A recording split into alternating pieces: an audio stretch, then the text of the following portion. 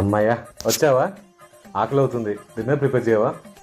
ఫంక్షన్కి వెళ్ళొచ్చాను, అలసిపోయినాను చూడకుండా డిన్నర్ చేయమంటావు. ఉండు నీ సంగతి చెప్తా. సరే, డిన్నర్కి ఏం చేయాలి? వెజ్ పులావ్ చేయి.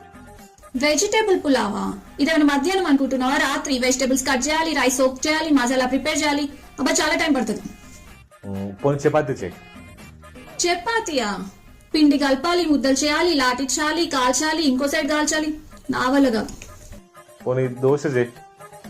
దోశనా? ఏమైనా ఒక్క దోశతో ఆపుతావా? 10 దోశలు తింటావు, గిన్నె చట్నీ తింటావు. అవసరమా ఇప్పుడు? పోనీ ఇడ్లీ చేయవే, ఈజీనే కదా.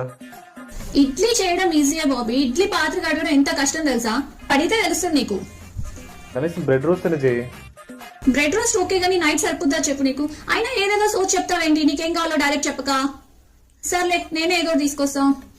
కర్డ్ రైస్ తీసుకొస్తా, తినేసి పడుకో, ఓకేనా?